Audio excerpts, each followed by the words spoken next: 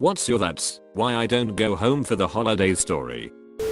I don't spend Christmas with my mother anymore because when I was between the ages of 15 to 17 my parents were in the process of a nasty divorce, and so I spent Christmas Eve and morning with my father and then went to my mum's side of the family for Christmas dinner. She was so upset that I had spent half my time on Christmas with my dad that during dinner she didn't sit or speak to me. Later that night as we're getting ready for bed in a room we shared, she was typing on her computer still not having said a word to me up to this point. I asked her to be a little quieter because I was trying to sleep, and then she blew up at me with no warning.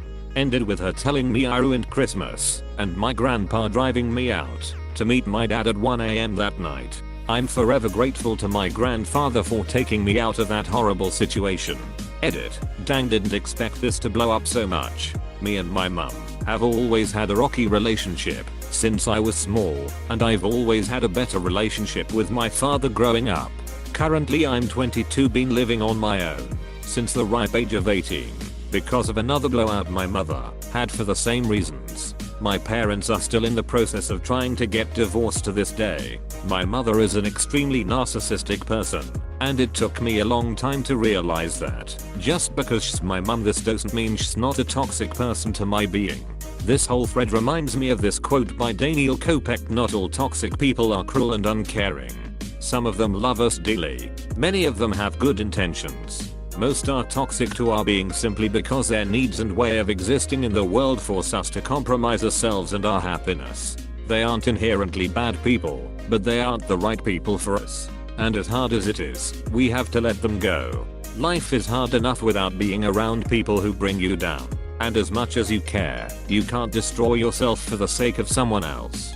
You have to make your well-being a priority. Whether that means breaking up with someone you care about, loving a family member from a distance, letting go of a friend, or removing yourself from a situation that feels painful, you have every right to leave and create a safer space for yourself." End. For some reason my brother and his wife and super unfriendly towards us and my extended family including my parents. Just for example, my parents drove 8 hours to come see them, and they ended up sitting in their hotel room all weekend because he would never make plans or would cancel at the last second. Note, my parents supported him financially well into his 30s. So basically every family function consists of my folks coddling to my brother and having him either blow them off or showing up briefly and being a complete ass the whole time. Plus I have a psycho aunt who attacks me at every moment she gets. I think my family has a lot of mental problems. Simply put, my family is full of grudges and alcohol. Holidays are supposed to be full of good feelings, but every time one comes around someone mysteriously pulls up drama from 1992 and just ruins everything. So I'm just going to work. My immediate family is fine. But my dad's side. Oh dear sweet Jesus. My cousin was raped between the age of 3 and 12 by one of my uncles. He lived next door to her and was babysitting her, so it happened God knows how many times. Once she got older, she started talking about the grapes. The dude was arrested, trialed. My dad and other uncles testified, but he only got 3 years of probation because my cousin, who was completely ducked by then, changed small details in her testimony, which made the accusations worthless. Fast forward now, my grandmother/aunts, including the mother of the girl who got raped, have decided that, since Jesus wants us to be forgiving, this piece of shit who always refused to seek treatment can attend all the family reunions. So basically next Christmas on my dad's side, the victim and the rapist will be sitting at the same table. Edit. The amount of people sharing similar stories about sexual violence within their families is staggering. Hope you guys are alright. If you can, speak the duck out. I just wanted to add a couple of details concerning the predator and what happened after to the victim. The 3 years probation resulted from child luring accusation concerning another female cousin. The man in question used to work at Upper Canada Village, one of the most popular destination for school trip in the region. He still lives next door.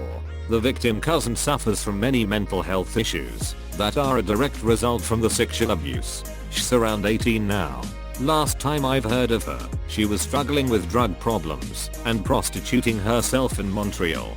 My mom's side is so amazing that they filled the void left by these religious fanatics retard, so I'm happy. My family and I have never been that close. We feel more like a loose collection of people than an actual family. Once I'd been out on my own for a while, there just didn't seem like much reason to go visit strangers I don't connect with. It took a long time for me to find this answer. I feel the same way. Even when I was younger, I never felt much of a connection with anyone other than my immediate family. Most of my family is from the south and enjoy things like fishing, hunting, and farming. Everyone is also very religious, so there's no drinking. I'm pretty much the complete opposite. I enjoy gaming, I'm introverted, and I love drinking. Each time it'd go down for Thanksgiving, all it consisted of was a super shallow small talk. How is school? How is your girlfriend? How is work? And the conversation would fizzle out. I've been going with my best friend to visit his family for Thanksgiving for the last 5-ish years, where they all drink, play video games, and poke fun at each other. It's a blast. I feel closer to my best friend's family than I do my own. They make me feel so welcome. My brother and I are really close, but he doesn't want to be home because of the "did you find a nice girl to settle with yet" type of questions. The dude is always flying and traveling. He won't rest and settle, and they don't want to understand that. My grandfather molested my mother as a child and then proceeded to molest my sister and me when we were younger. My husband and I had our first child a year ago, and it was a knee-jerk reaction to kick them out completely. I wish I had been stronger earlier, but I refused to introduce my new baby daughter to a pedophile, and I'm no longer willing to stay polite and quiet.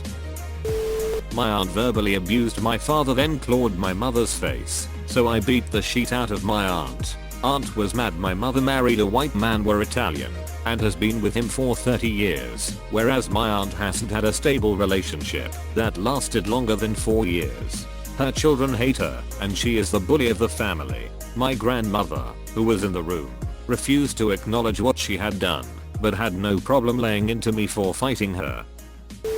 I don't really have a home to go back to. My dad died when I was 11. My mom when I was 4. I was living on my own before it even turned 6. There's my grandparents who took me in for a year until I got my own place, but they're both 85 plus and have countless other grandchildren and great grandchildren, so it sometimes feels like I'm just another grain of sand in the desert. Edit. Thanks for the kind words, guys. I honestly know that my grandparents care about me. It's just me being overly self-conscious and not wanting to be a bother to them. They're both very loving people who have helped me through a lot over the years. I think I'll call them and ask if they've got room for one more at the dinner table when Christmas rolls around. Edit 2. To everyone inviting me over for Thanksgiving, thank you guys so much. Seriously though, I live in Sweden, so I'm sorry to say I can't just pop over to the US for a Thanksgiving dinner or 4. I'm super happy for the gesture though. My dad's family and my step family, yeah, I will go see. My mom and her family, I haven't spoken to in years. They're a bunch of miserable ducks who want to make you just as miserable as they are. They blow everything out of proportion, and if they do something for you, they expect something in return. My mother was a narcissist. She got remarried when I was 10 or so, and her new man was everything. She had always been abusive, but it was always of the emotional mental variety. After his unwavering acquiescence of the abuse, he came to agree with it wholeheartedly. He would eventually step up to physical abuse, which, in turn, my mother decided to emulate. When I was 11, his 3 boys came to stay with us over Christmas break from school. They were showered with gifts. I received none. Their explanation being that I was not a good child like his 3. The eldest of his children, who was around 12 at the time, took pity on me and gave me an RC car that had been gifted to him. When I was caught playing with it, it was taken from me. When the eldest explained he had given it to me for Christmas, my stepdad slightly reprimanded him and then took me outside while beating me in the head. I was told to stand still and watch as he ran the RC toy over with his big truck. I then had to sleep on the cold cement basement floor for taking presents from his children. I've never celebrated Christmas since. The whole holiday season makes me very emotionally wrecked with bitter intermittent flashbacks of the way I grew up. My parents are hoarders, so while I do still see them, I refuse to be in their house for more than a minute or two. Edit. This turned into a popular comment. My top 1. To answer some questions that are popping up. I've tried helping them, but my parents have other issues beyond hoarding. My mom is the main hoarder, but my dad continues to enable her and live there without complaint. They have been emotionally and financially manipulative in the past, which makes me cautious with how much help and financial assistance I'm willing to give. My mom is a mental health professional, so ironic. So she knows how to game the system and other mental health professionals. So she comes out looking golden, and I look like a bitter child. My dad has his own set of demons he blames all his issues on, and has become very childlike in his behavior. It's hard to talk to him or reason with him. My mom is considered competent. Believe me, I've tried to become his sole guardian, but he's now considered competent as well, so.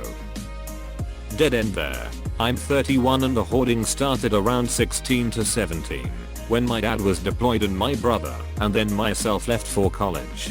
Growing up we had a messy, cluttered home, but nothing like the level of the TV show of how it is in their home now.